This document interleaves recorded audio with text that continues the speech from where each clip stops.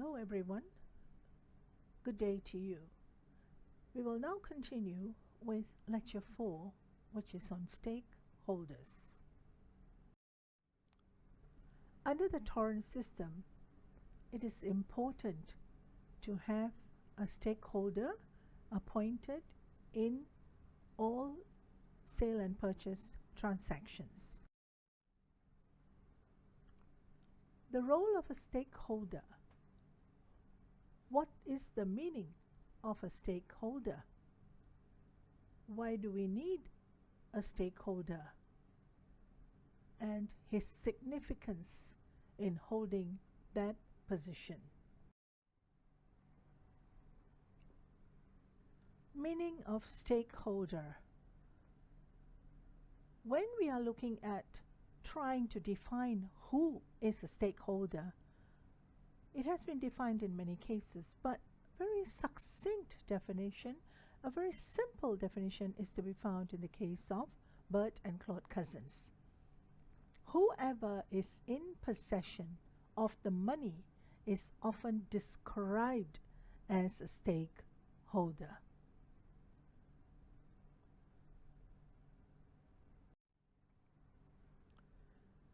As stated by Lord Denning, if an estate agent or a solicitor, being duly authorized in that behalf, receives a deposit as a stakeholder, he is thereby under a duty to hold it in medio pending the outcome of a future event. He does not hold it as agent for the vendor, nor as agent for the purchaser. He holds it as trustee for both to await the event. We will see in another case that he is not a trustee, but then we can also understand why that position was taken in that case. Continuing here, until the event is known, it is his duty to keep it in his own hands or to put it on deposit at the bank, in which case, of course, for all the trouble, he is entitled to keep for himself any interest that accrues to that.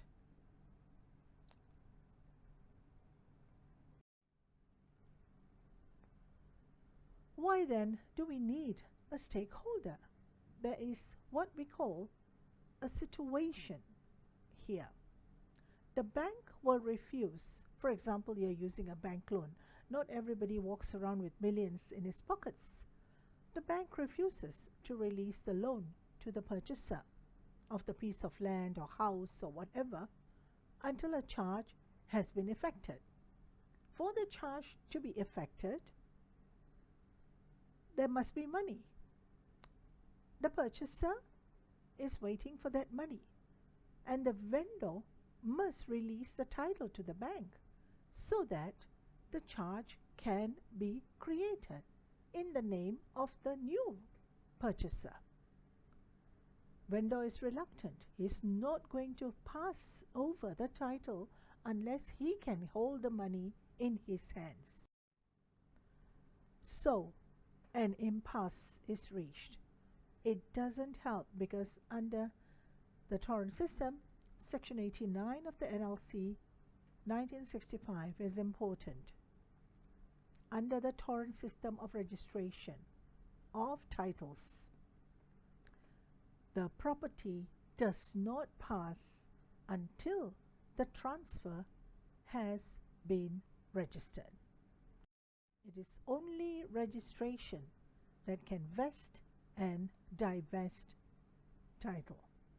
Thus, it is almost an inevitably necessary requirement in any agreement for sale and purchase of land, sale and purchase of property under the torrent system that a stakeholder has to be appointed. The stakeholder need not be, but is ordinarily the solicitor for the vendor or purchaser, as the case may be, and this person undertakes to hold the money which he will be holding until the execution of the relevant transfer. And this is when the event. We always come back to the event. The event is registration. Once registration is done, he then would pay it over to the vendor. However, a sad story awaits in the case of Kodip Singh and Lembaga Electric Negara, 1983. In this case, it was the purchaser who had appointed the solicitor, and both parties had agreed that he will be the stakeholder. The plaintiffs in this case sought to purchase a house from the second defendant. The second defendant was the owner of the house, the vendor. The plaintiffs then instructed the solicitor Bra to draw up the sale and purchase agreement. The idea was to finance the purchase through a loan from the bank and from the employer, the plaintiff's employer, that is LLN. LLN was the first defendant in this case. There was a need for a stakeholder to be appointed. The plaintiffs gave the name of their solicitor. The vendor, the lady who was selling the house, had no objection. The first defendant, who was the employer, also had no problems, and so they approved the loan, because being the employer, this was a government loan, to the bank to discharge the amount owing. But the check was made out to the solicitor as the stakeholder. You don't make it out to the bank. You make it out to the name of the solicitor. The check was cleared, and the second defendant gave possession of the house to the plaintiffs, the purchasers.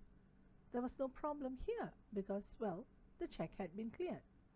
However, the vendor's bank did not receive the said amount. What had happened was the solicitor had disappeared with the 46,000 ringgit. What to do? So LLN continued to make monthly deductions. As far as they were concerned, the money had gone out. And the second defendant, the lady, took back the house. So the plaintiff had no house. The vendor was given the house back because she was still the rightful owner. It had not yet been registered into the name of the plaintiff. But the plaintiff continued paying the loan amount as the loan had been disbursed.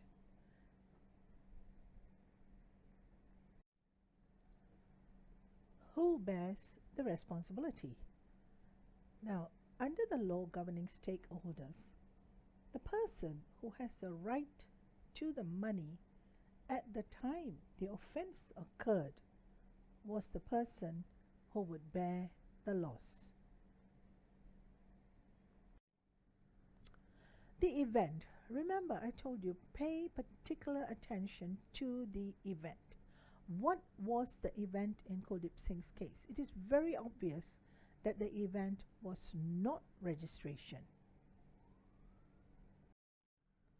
There were two events. The signing of the transfer form by both parties, which of course they did. The sad thing was the solicitor feeling certain that the transfer could be registered free from encumbrances. Now, when this happened, the solicitor was no longer the stakeholder because the events had occurred. He now had to pass the money to the person who was the vendor, but he did not do so. So, just now, remember I was telling you, in Bert and Claude Cousins, he said the stakeholder is a trustee for both parties. So, in the case of Pottis and Lopert, the court was asked as to the liability of an estate agent to account for interest earned upon a pre-contract deposit made and paid out to him expressly as a stakeholder. There was no contract made.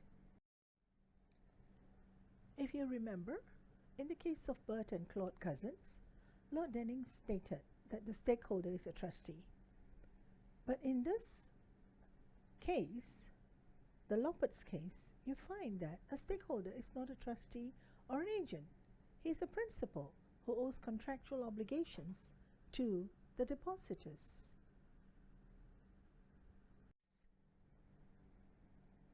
And as Justice Chow said in the case of Thomson Hill, a Singapore case, when payment is made to the solicitor as a stakeholder, he is under a duty to hold it pending the outcome of an event.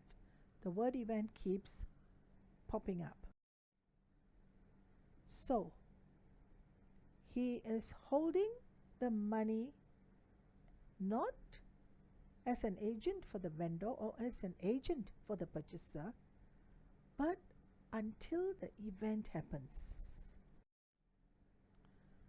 The manner in which the money is to be disposed of depends on the terms upon which it is held.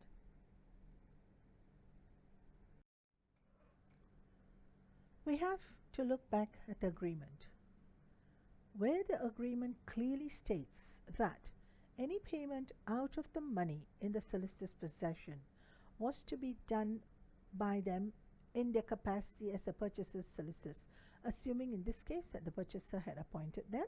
Both parties had agreed that they would be the stakeholders.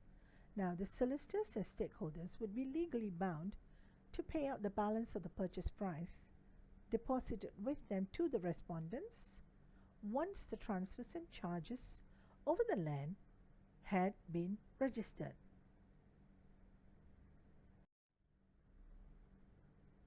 At this point, a stakeholder plays an important role.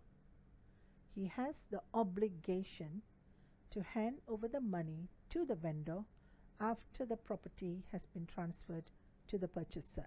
Now, when we talk about transferred, we're not waiting for the whole thing to be done. As long as under section 295 subsection 2, all the documents and everything had been presented and it had been recorded in the presentation book at the land office, then when ultimately registration takes place, it will be backdated to the date the whole transaction, the papers, everything was submitted to the land office as recorded in the presentation book.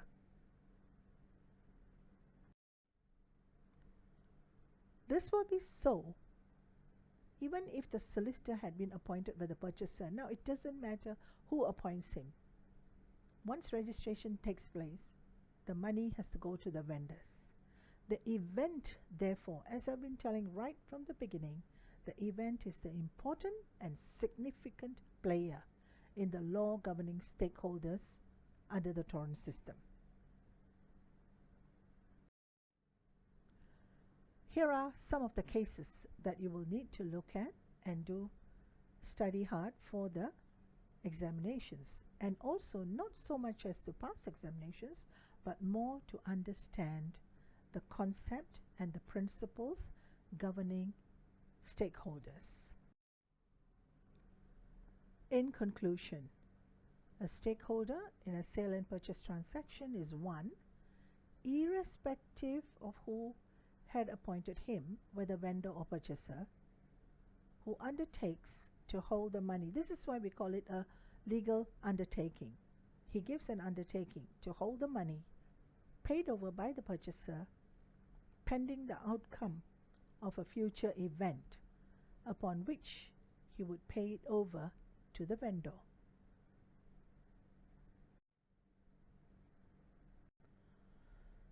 While the event of transferring is going on, a stakeholder, again, if both parties had agreed, only one lawyer would handle the transaction, so it can be anyone, again appointed by the purchaser or the vendor. This person who has been appointed by the consent of both parties would be holding the money. Once the transactions are completed, i.e., the event had occurred, and usually it's registration, the money which the purchaser has given into the care, or the purchaser's bank, for instance, had given into the care of the stakeholder, would be given to the vendor. Thank you.